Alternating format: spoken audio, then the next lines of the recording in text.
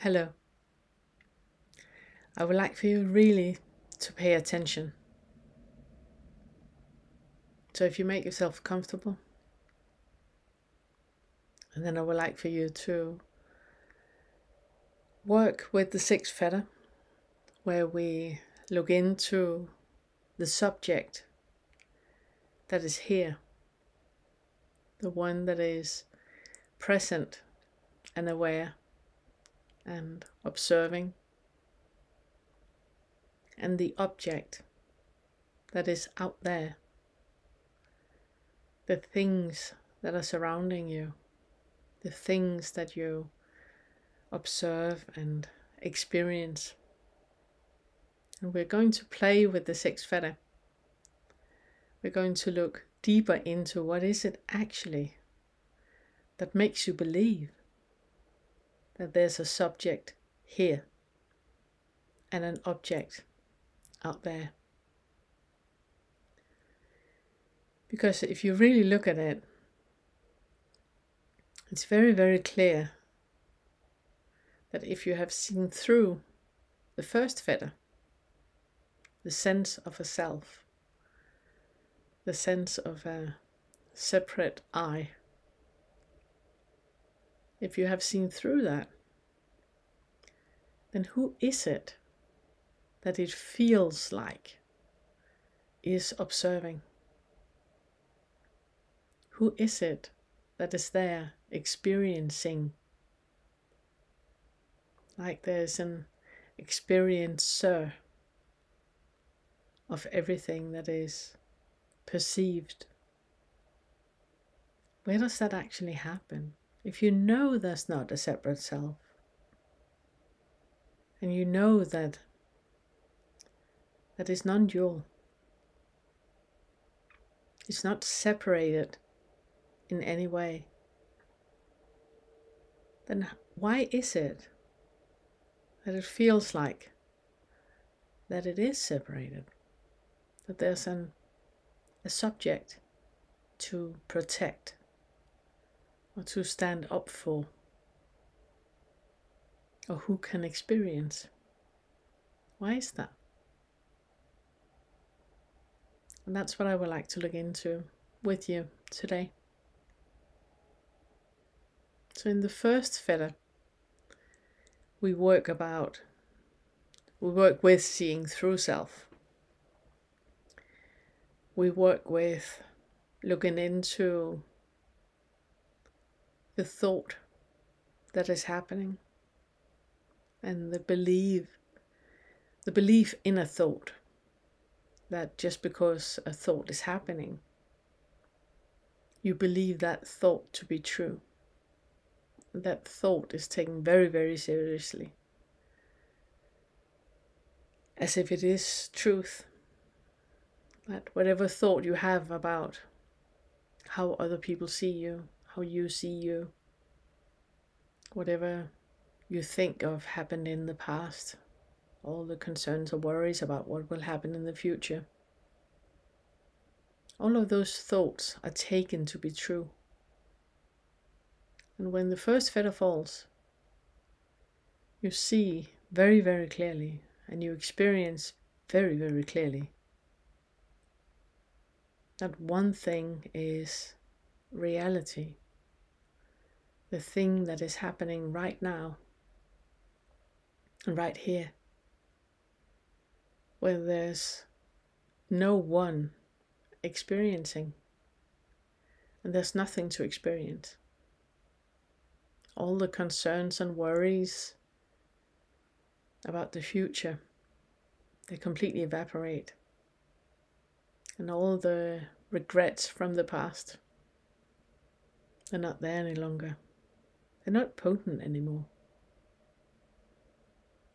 So all the beliefs that you have into a thought is completely seen through. And if you have like a remnants of feelings and emotions, you experience different situations that evoke an emotion in you. Fear, anger, guilt, and shame comes up. You think about the past and memories act as if it's happening right now, even though it is in the past. And those feelings and those emotions, they feel very, very real. And even though you ask yourself, where is the past right now? And you know it's nowhere. And you ask yourself, what happens to that feeling or that emotion when I don't feel it? And you know it's nowhere. It's not real. It's just a weather pattern. It's a cloud passing, creating a shadow on the lawn. And it doesn't leave a mark on the lawn.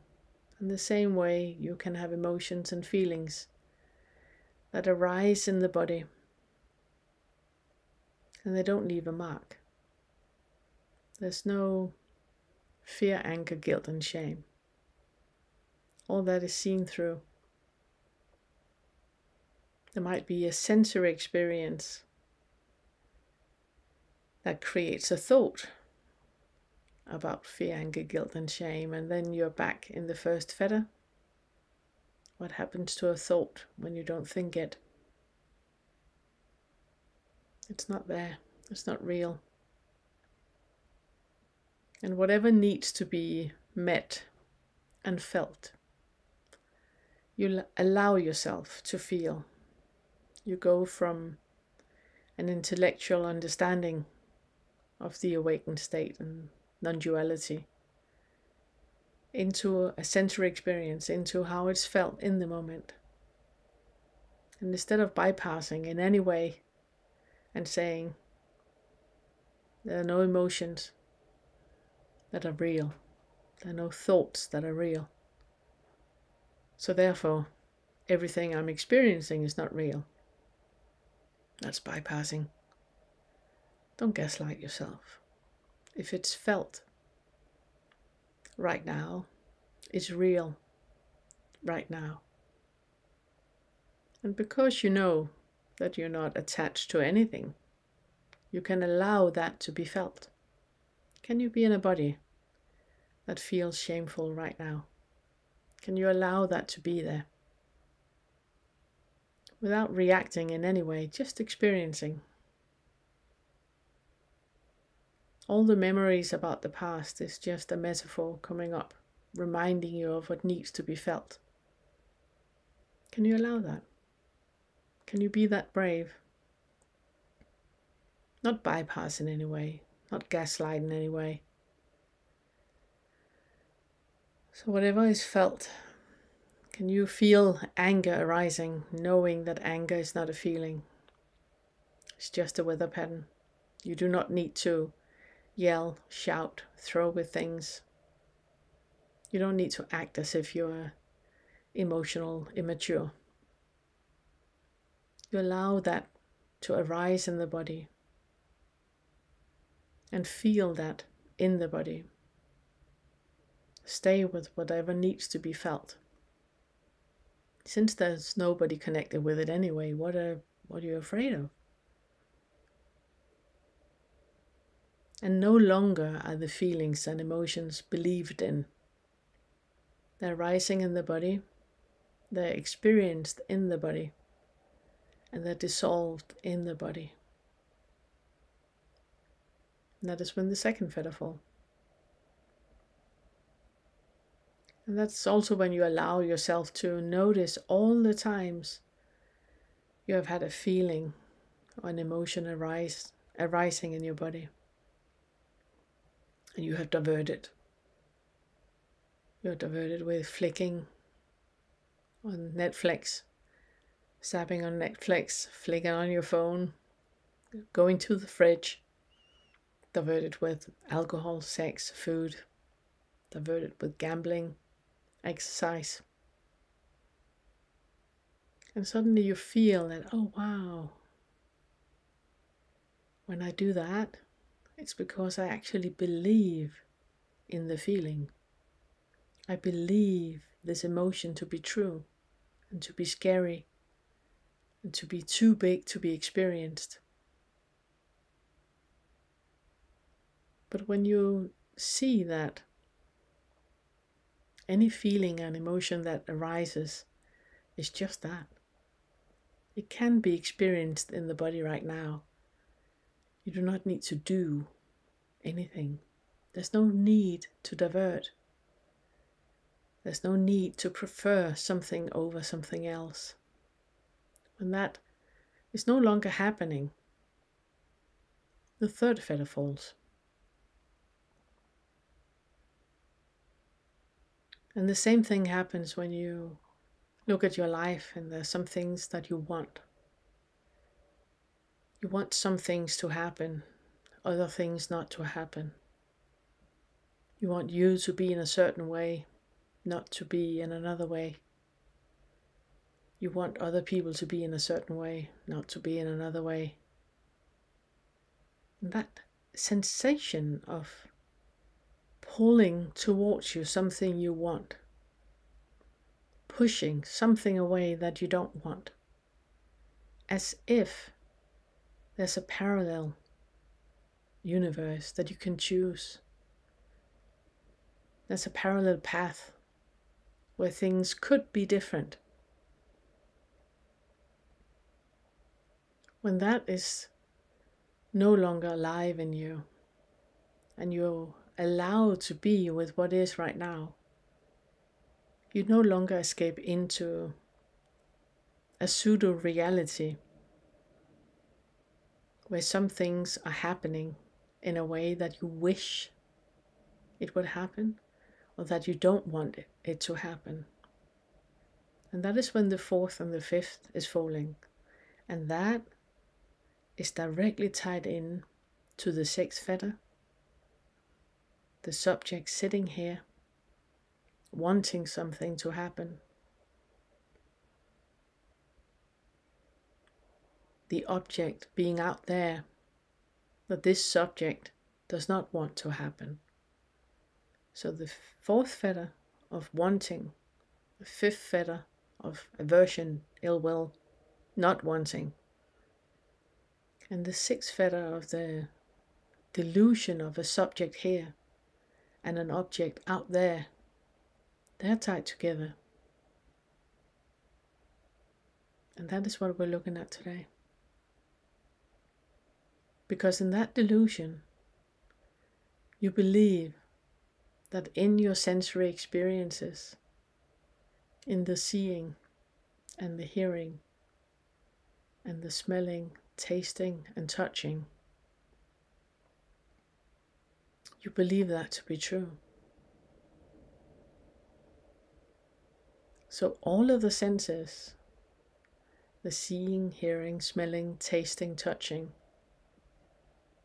they come in a very pure, very calm experience where they are just as they are. In the scene, it's just the scene. The heard is just the heard. But they also come with a mental overlay, like an appendix. So there's the scene and all the thoughts arising by the scene. There's a heard and all the thoughts arising with the heard. In the 6th fetter we dissolve that. We become very, very clear on what is actually seen and what you think you see. So let's work with that. I would like for you to look out the window. What do you see?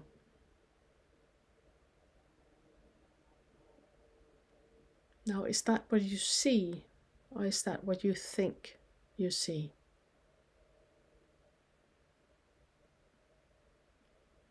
Are you sure? Look closer.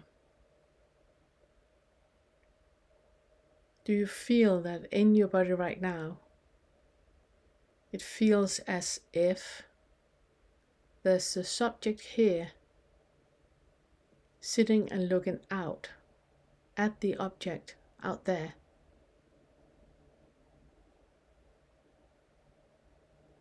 Look closer.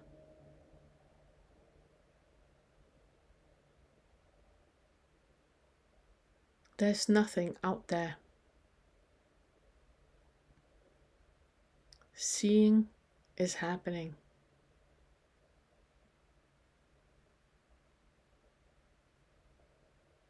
The brain is seeing something and is creating an image of what it thinks it is. You do not know what it actually is. You only know what your brain is telling you that the brain thinks it is. Now, do you need to be there for that to happen? Do you need to be there for the brain to perceive something as reality? Of course you don't. And that dissolves the subject, the feeling of an I sitting in here looking at something out there. I would like for you to see if you can stay in that space where the I is dissolved and still look out the window. So what you're perceiving, you are seeing. Do you see that there needs to be a belief in what you're seeing for that to manifest? So look closer. What you're looking at right now, you need to have a want for that to be in a certain way, which means that there needs to be a don't want as well. Can you let go of that? Do you feel that there's a push-pull happening where an object is observed as if it's outside?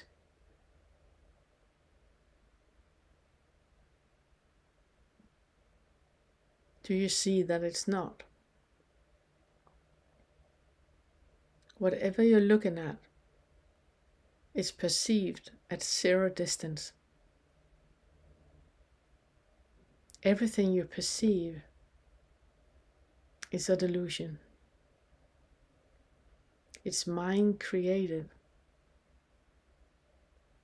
And the more you look at it, the more it dissolves. When you no longer have a need for whatever you're looking at to be in a certain way, and you no longer have a need for it not to change, when you let go of that, you set it free. It is now allowed to be exactly like it wants to be in this moment. There's no I perceiving it. There's nothing specific to grasp at. There's nothing that needs to be in a certain way. Anything are set free to be exactly like it wants to be in this moment. And it is allowed to change in this moment. There's a 0 distance. There's nothing decided about how it's supposed to be or how it's not supposed to be.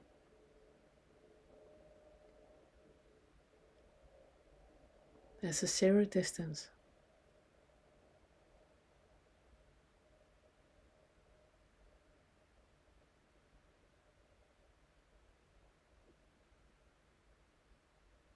I would like for you to notice that grasping that is happening. You're very, very clear on that. There's no I that is grasping. And yet, you feel grasping happening. That grasping happens without an I. It is simply the meat suit that is interacting with whatever is perceived as reality. It does not mean that it is reality. It is only meant that it is created as a perceived reality for things to make sense. It does not mean that it does make sense. And it does not mean that it is reality.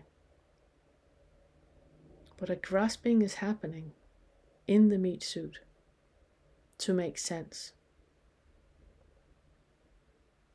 That is how we can interact in the world, drive cars, pay taxes, and interact as if all of it is real. That does not mean that it is real. Right now, I would like for you to notice that grasping. Acknowledge that the meat suit is grasping to create an understanding. And also notice that at the same time, there's a rejection of something else. That pushing away is part of the same pattern that the meat suit does. There's not an I that is pushing away. There's pushing away happening and a grasping happening. And there's no one involved in that. There's not a preference. And there's not an avoidance. It's merely pushing and pulling happening. Trying to create something out of nothing. Trying to make an understanding of that absolutely nothing that reality actually is.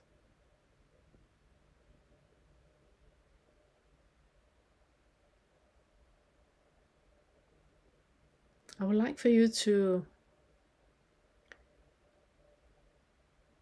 keep coming back to this exercise when you go about your day. Make sure you're not driving a car, obviously. But when you're walking, notice that when you completely let go of the identification with thoughts, let go of the identification with feeling and emotion, you let go of the identification with preferences, with diversions and obstructions. When all of that has dropped, there's a very, very clear push-pull happening to create something out of nothing, to create a sidewalk that you're walking on, to create feet that are moving. The receptors picking up on the air on your skin, on your clothes moving on your skin, on breathing happening. And all of that is created into a form that is understood as something. And that is the delusion, because it's not. It's just created into a form as if it is something. And that happens for you to navigate the world. It doesn't happen because it's real. It can't be. So this week I would like for you to notice that pulling things in, wanting things to be a tree, not wanting to see a blue tree. And those preferences are happening without an I involved. Can you dissolve those? Can you set anything free to be in whatever structure it has? To be in any way that it is? And allowing it also to merge, dissolve, move, breathe.